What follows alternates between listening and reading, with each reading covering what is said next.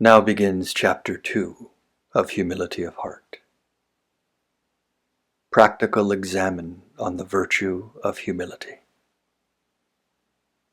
Section 101. Now that you are conversant with the idea of humility in its necessity, its excellence, and its motives, I am persuaded that a fervent desire to practice it has been excited in your heart. But because, on the one hand, you cannot do this without the special help of God, and on the other, God will work nothing in you without you, that is, without the cooperation of your own will, it therefore follows that, when you have invoked the divine help, not doubting that you will receive it, you must apply yourself to adopt those means which are most likely to help you attain that virtue. And because all the masters of the spiritual life agree in this, that it is most efficacious to make a particular examen every day on the virtue which we wish to acquire, I will expound for your enlightenment a practical examen on Christian humility. And in order that you make a good use of it, I offer you 3 words of advice. The first is that in making your examen, once a day at least, in order to mark those faults which you may have committed against humility, you must not examine yourself each time upon every fault that you may have noted down, but begin by choosing not more than 1 or 2 of the most flagrant ones which you are in the habit of committing.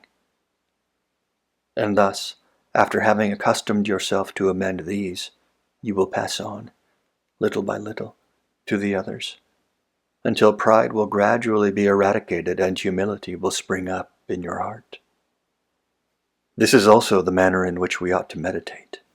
Certain general resolutions, such as to subdue pride and to practice humility, are never of any use, but on the contrary, they frequently generate confusion and create conflict in the mind. Therefore, it is necessary to go into particulars on those things in which during the day we have been most sensible of our imperfections. And even then, we must not form a general intention not to fall into them again all our life through.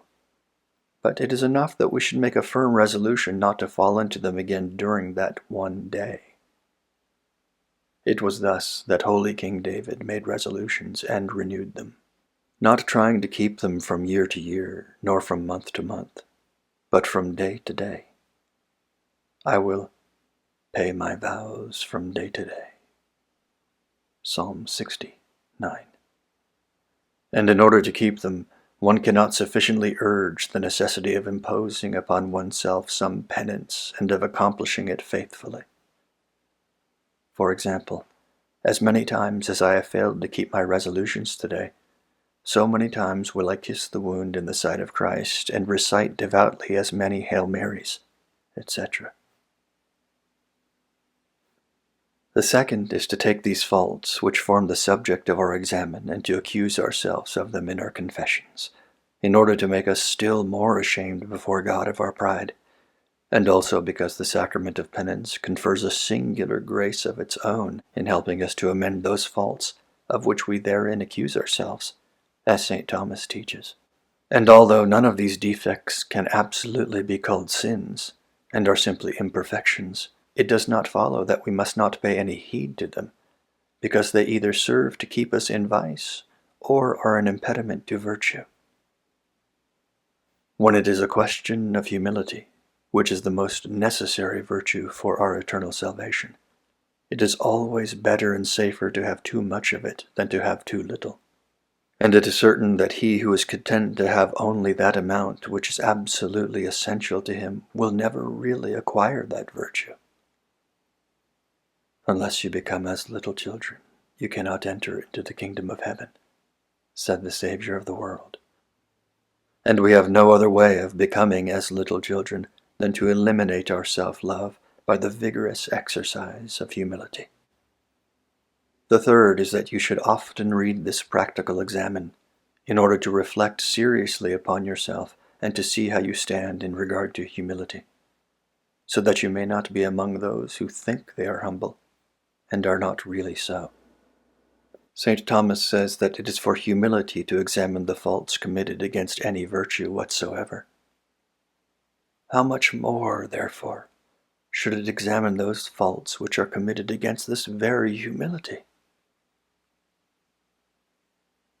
You will find many little points in this examen, but if you find yourself defective in many of them, you must not regard them from the point of view of their size, but of their number. And the more you find that they are habitual with you, the more they should fill you with fear and apprehension. And in proportion as you find that you are not humble in this or that point, you will be able to infer that you are proud. And if this examen on humility only teaches you to know your own pride, it will not be a small gain, because we begin to be humble when we open our eyes and recognize that we are proud. Many things considered in themselves are only of counsel, that is, advised.